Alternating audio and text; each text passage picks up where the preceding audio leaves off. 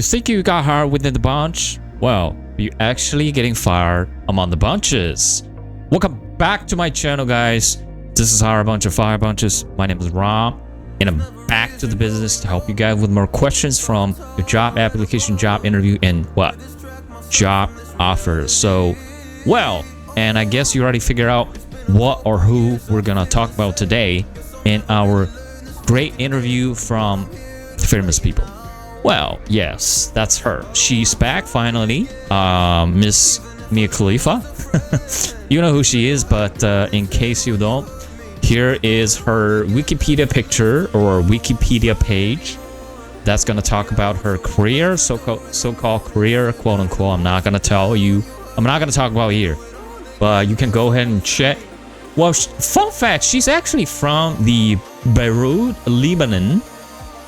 If you guys remember, a couple years ago, before the pandemic, there was a event taking place in Beirut. It was a really big explosion, I think, by chemical warehouse storing all kinds of chemical, and then got exploded, and it was on video. Man, that was brutal. But in today's episode, well, we're not gonna talk about that. I did actually had a previous episode that we analyzed Mia Khalifa's some of the previous or in the past her interview clips, that how her interview tips or techniques as a P-star can help us invade or proceed our interview career life.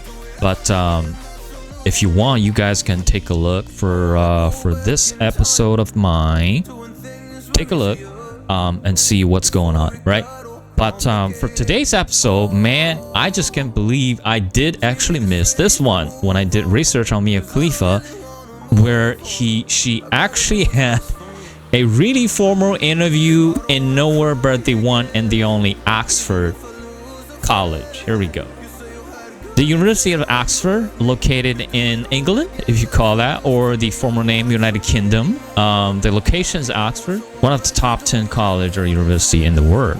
And I have no idea why this is happening. But, well, we'll see. So, I think in a few minutes, she had a really formal introduction, and we can talk about that. And here we go. Alright, so I actually had a 1.25. Good evening, everyone. It's such a pleasure to see so many of you here tonight. There she is. Uh-oh. Okay, that's her evening, I guess. Shit, you can hear me on the mic. Oh my god. All right. Oxford comma in the room with us. Huge fan. Young, intelligent people, and I'm here to talk about boundaries to people who have amazing heads on their shoulders. So yep. It's a little intimidating. I feel like you will never be in a position to make bad choices simply because you are here. You've done incredible things in your life. There we go. There she is. Thank you so much for coming here to hear me speak. I'm shocked there's more than my friends here now in the audience. Yeah, that's shocked. This is very cool. Thank you for inviting me. You're very, very welcome. Yeah, I think that you guys know who I am because at one point in my life, I severely lacked boundaries. But I would like to reintroduce myself. My name is Sarah. You know me as Mia Khalifa. And yeah, I'm very excited about this. Absolutely. So Sarah, so you moved to America around the time of 9/11. Sarah. That's a really nice name, Sarah. But hey, here's the thing. I had another episode of mine previously that, you know, we're talking about how to do the self-introduction interview question and answer. So I think that one is also going to benefit you. So make sure you guys check that one as well. Compared to what she did here, simply, hey, I'm Sarah, not Mia Khalifa. Okay. So the first question that I have is she talking about the impact from her immigration status as well as 9/11, right? So here we go.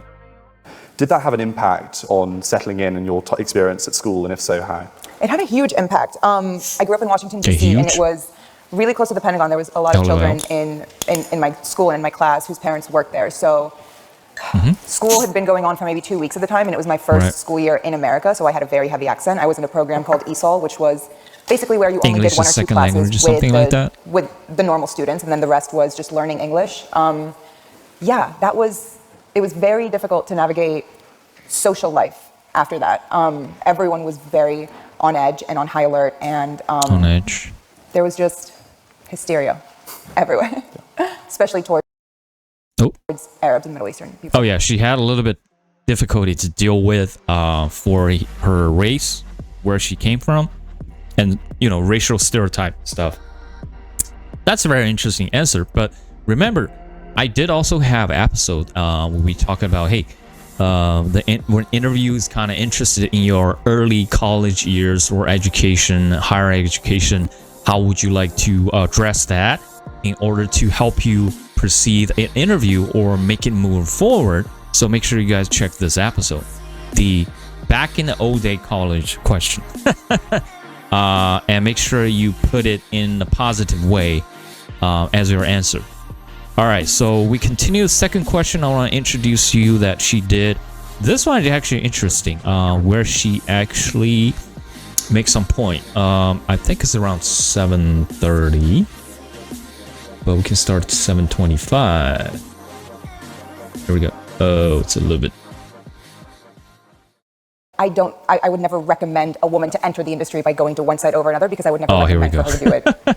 Full stop. Absolutely. Never mind. And just on that, on the harms that still exist, if you had the power to change any single law about anything to do with the production of pornography or sex work, what would it be? What do you think would have the biggest impact? Okay, this is a what if question. What if you have the power? What if you had the authorization? What would you change in your previous career? That's a vital question to all interview, right? Especially job interview for technical role or management role, right? So let's see what she says. I think it would be two things: to change the age of consent for signing a porn contract from 18 to 21. Okay. And number two would be to take out the words in perpetuity from anything involving a naked woman or a naked man or an individual's body.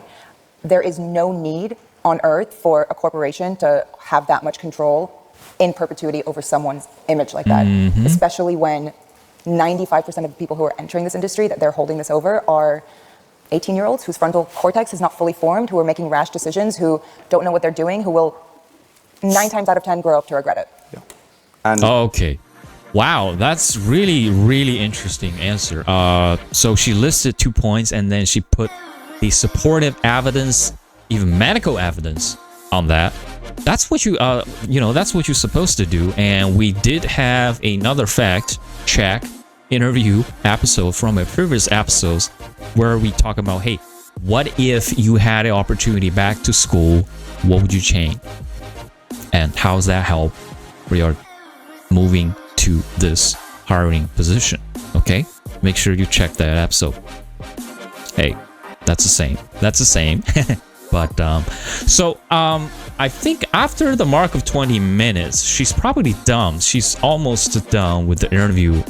And from that to 20 minutes, basically what she did is talking about her thoughts and experience in the industry, which I can't. I can't put it here.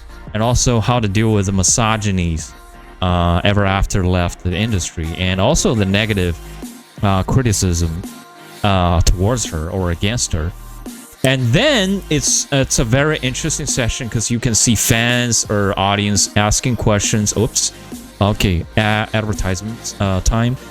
And then, just an interactive section. But at the very last minute of the episode, or the interview clip, she had an opportunity to say something, take away home. So let's check on that. I think it's 15 minutes mark. Or 50-30. Okay, let's go to 28. No, let's do 23. Okay, here we go. Come on, man. Well, finally, one final question. Finally, one final try to ask question. everyone Okay. here.